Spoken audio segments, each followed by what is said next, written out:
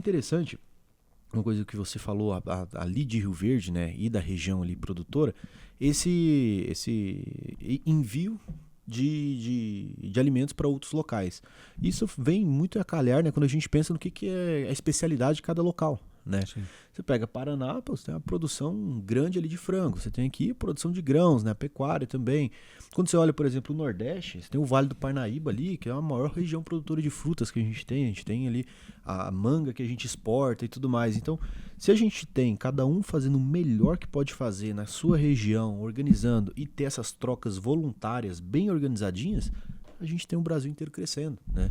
Então a gente aqui não está preocupado, por exemplo, aqui onde a gente está na produção de uva. Nossa produção de uva é muito pequena. Tem Pirinópolis, tem produção e tudo mais, mas é pequena. Mas eu sei que eu vou ter uva de boa qualidade. Por quê? Porque o Sul está cuidando disso.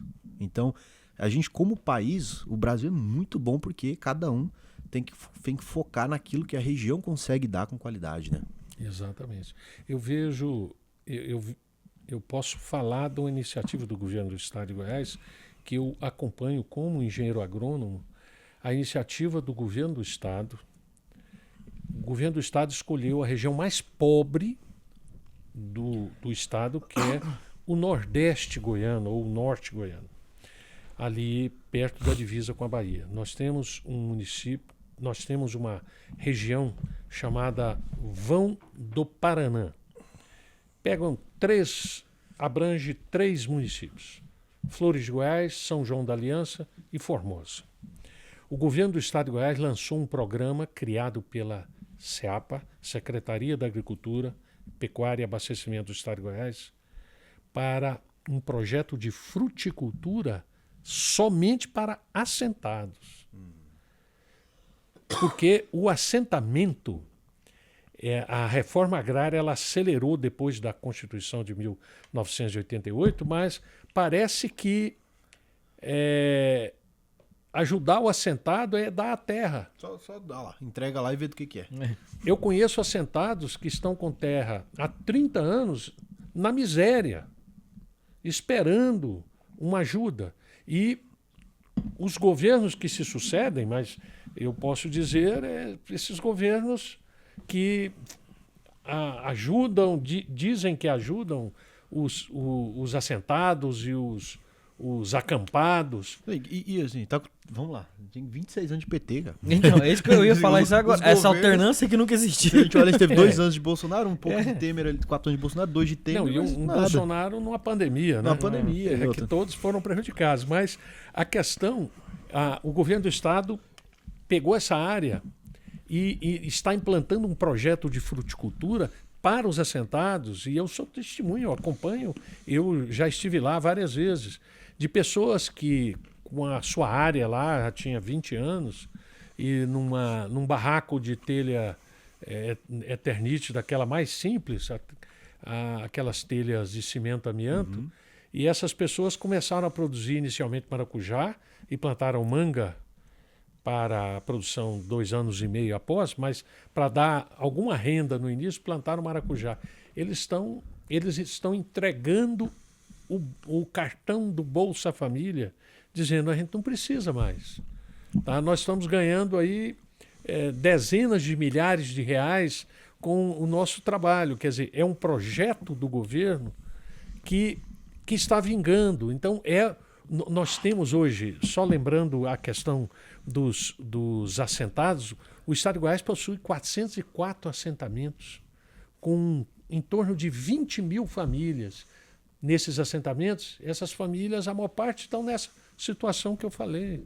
Quer dizer, uma força, e a maioria dessas pessoas são vocacionadas para produzir, mas não tem como. Aí o governo do estado, o Ronaldo Caiado disse, vamos começar um projeto com 2.000 famílias, ou seja, 10% já é um universo grande no estado de Goiás. Vamos começar com 2.000 famílias e nós vamos acertar e errar várias vezes, igual lá em Petrolina, aquela região da fruticultura. Hoje eles exportam frutos deliciosos. O melão que é produzido em Petrolina vai todo para a Europa, que é um melão que eles acham delicioso, porque ele por conta do clima, ele tem um teor de BRICS, ou de açúcar, que o europeu gosta, né?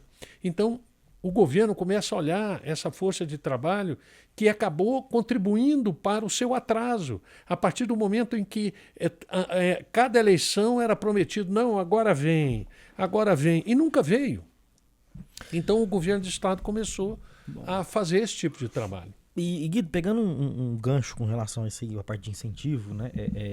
Você comentou com a gente aqui que faz parte hoje da Goiás Fomento, né? Sim. Quem que a Goiás Fomento busca atender? Qual que é o objetivo da Goiás Fomento? Como que ela trabalha? O público que ela quer atingir? Hoje deve estar voltado para o médio e pequeno produtor, né? Sim. A gente trabalha com agricultura familiar e também trabalha com o pequeno médio, que a gente chama. Hoje nós temos 2 linhas de crédito, mas elas são voltadas para esse público. Nós temos uma linha que nós chamamos de produtor empreendedor com uma taxa de juros de 6% ao ano. Para a gente ter uma ideia que a taxa Selic está 15%, se a gente está cobrando 6%, tem alguém pagando essa diferença. Na realidade, nós estamos emprestando a um juro negativo. Mas quem cobre essa diferença é o governo do estado de Goiás. E a gente empresta para os 246 municípios. Mas é para aquela agricultura familiar. Por quê? O grande agricultor, ele produz poucos produtos. Quem produz muitos, uma variedade grande, é a agricultura familiar. Para você ter uma ideia, talvez a gente chutaria que o grande produtor produz 8, 10 tipos de produtos, seja alimentos, fibras como algodão. Essa agricultura familiar produz mais de 300 tipos de alimentos. Desde a pimenta, de tudo que você imaginar. Alface, tomate. Exato. E esse pessoal tem que ser assistido. E o governo do estado está olhando justamente para esse pessoal. E muitos ficaram meio combalidos com aquela questão da pandemia que sacrificou todos nós. Todos nós ficamos mais pobres, eu diria assim. E esse pessoal, nós estamos aí, o governo do estado está trabalhando. Eu viajo constantemente entrando em contato com os prefeitos, e os prefeitos reúnem o pessoal das cooperativas, das associações, os produtores de leite, e a gente oferece isso aí. Mas justamente é para fazer com que esse produtor ele tenha um recurso para melhorar o seu negócio, né? Então é isso, a gente vai trabalhando. Né? E a gente tem o FCO também. Nós chegamos a emprestar até R$1.500.000 para esse o pequeno médio produtor. Há uma taxa de juros que é do fundo constitucional, dos fundos constitucionais. Então, em torno entre 8,5% e 9,5% ao ano. Um pouco mais, aí continua um juro negativo. Sim. Isso é interessante porque quando a gente olha para um grande produtor, né, e aqui a gente tem uma assessoria de crédito, o que a gente faz? A gente vai atrás dos bancos, né, de acordo com esses subsídios que o governo dá, tanto federal, estadual, né, e a gente percebe que quanto maior é o produtor, mais auxílio ele tem, né, mais, entre aspas, respeitado ele é no banco, Sim. no grande banco. Então, quando a gente olha para uma agricultura familiar, ter esse apoio ele é muito bom, porque a pessoa da agricultura familiar, ele chega lá num banco, ele não é tão reconhecido assim, né? Porque a demanda dele por crédito é muito menor. Então, com certeza, o tratamento é diferente. Então, você ter um apoio como o do Banco de Goiás para isso é maravilhoso. E uma outra perspectiva também, que eu sempre converso com os meninos aqui, o quanto que às vezes a gente também não olha para o quanto que o Brasil ele é rico, não só na produção do alimento, mas na facilidade de você consumir. Como assim? Vamos lá. Porque, você falou o exemplo do melão, né? O melão aqui, quanto que tá um melão no mercado? Vamos lá, uns R$6 o quilo, uma coisa assim, normal. Quando a gente foi a última vez, esse ano, em março, a gente fez uma viagem para Berlim e também para França, né? A gente ficou ali. A gente achou um melão num mercado na Alemanha. Era €32, ou seja, R$180 brasileiros. Cara, por quê? Porque é difícil, não tem. E aqui, qualquer restaurante que você vai, vamos sair agora. Aqui a gente tá no Metropolitan, em Goiás, que é um bairro aqui, um prédio no Jardim Goiás. Qualquer local que eu vou aqui, eu consigo achar um prato de comida com 3 tipos de carne, com salada, com todo tipo de salada, com todo tipo de verdura, com todo tipo de legume, por um preço que é razoavelmente acessível. Ah, tá, tem 25, 20, R$30 uma marmita, mas você consegue achar isso. não é comum. Isso não é comum. A gente só se adaptou a uma coisa que a gente produz aqui. Mas quando você visualiza a realidade de vários dos países que a gente tem ao redor do mundo, 3 tipos de carne. Você tem luxo. É luxo, sabe? Assim, a comida, uma beterraba, uma cenoura, um chuchu em qualquer esquina não é comum. Tô falando assim, a gente não percebe o quão bom isso é. Uma comida saudável, uma comida que ela é de origem muito rápida entre a fazenda e o restaurante.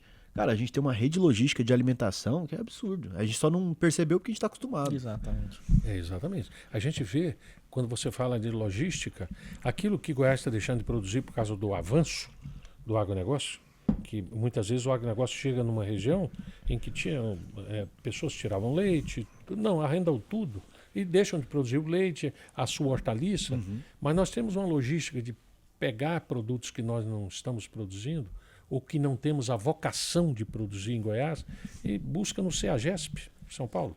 Quer dizer, sai no final do dia para viajar à noite, para não sacrificar os hortifrutis e amanhece o dia no CEASA. Mas o CEASA, a quantidade de pessoas que entregam todos os dias, que produzem, são produtores. Você vai lá 4h30 da manhã, os produtores estão lá com seu caminhão 3/4, entregando a sua produção para ser comercializada. E Goiás tem que conservar. Essa é a preocupação do governo do estado e a preocupação nossa de atender essas pessoas.